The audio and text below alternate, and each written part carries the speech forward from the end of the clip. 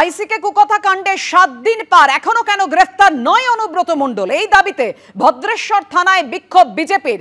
ভদ্রেশ্বর থানায় বিক্ষোভ দেখাচ্ছে বিজেপি অনুব্রত মণ্ডলের গ্রেফতারের দাবিতে। দেখছেন সেই ছবি।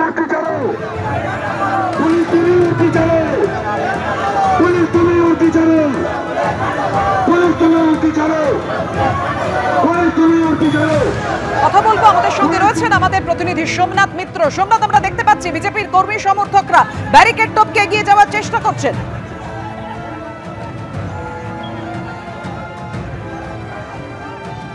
সোমনাথ। হ্যাঁ পাপিয়া, হ্যাঁ জানাও আমাদের এই মুহূর্তের পরিস্থিতি।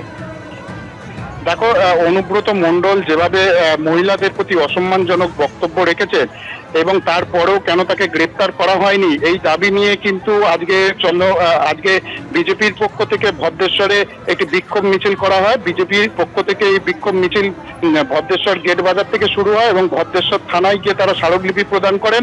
থানায় যখন ঢুকতে যান তখন বিজেপির নেতাকর্মী যারা ছিলেন তখন সমস্ত কর্মীদেরকে কিন্তু গেট বন্ধ করে দেওয়া হয়। এরপর সমস্ত বিজেপি নেতাকর্মীরা যখন থানায় ঢুকতে যান তখন পুলিশের সঙ্গে কার্যত ধস্তাধস্তি বেঁধে যায়। বিজেপি কর্মীদের যেটা দাবি যে অনুব্রত মণ্ডল তিনি যেভাবে মহিলাদের প্রতি অসম্মানজনক বক্তব্য রেখে অতি সতর্কতা করতে হবে এবং নারীদের যে নিরাপত্তা তা সুনিশ্চিত করতে হবে, এই দাবি নিয়ে তার কিন্তু স্মারকলিপি প্রদান করতেন এবং সেই প্রদান করতে গিয়েই কার্যত গেট যখন একদমই অনুব্রত মণ্ডলের গ্রেফতারের দাবিতে এই মুহূর্তে আমরা যে ছবি দেখতে পাচ্ছি, বিজেপি কর্মী সমর্থকদের একেবারে হুলস্থুল পরিস্থিতি। বিজেপি কর্মী সমর্থকরা পুলিশকে ঠেলে ব্যারিকেড টপকে তারা এগিয়ে যাওয়ার চেষ্টা করছেন। পুলিশকে রীতিমতো হিমশিম খেতে হচ্ছে।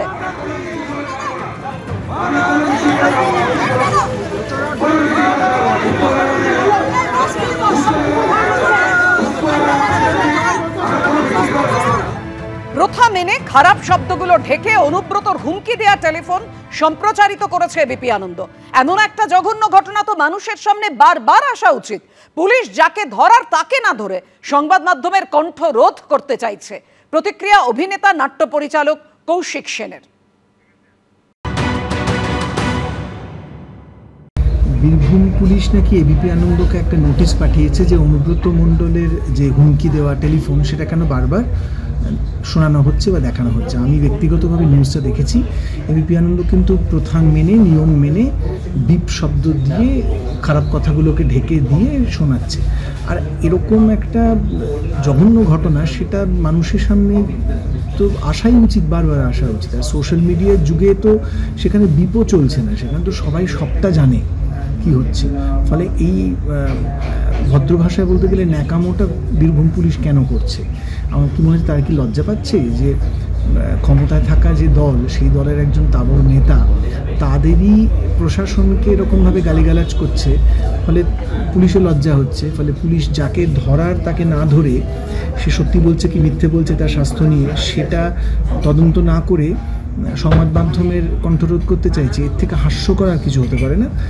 আমি একজন এই শহরের মানুষ হিসেবে, এই রাজ্যের মানুষ হিসেবে এর প্রতিবাদ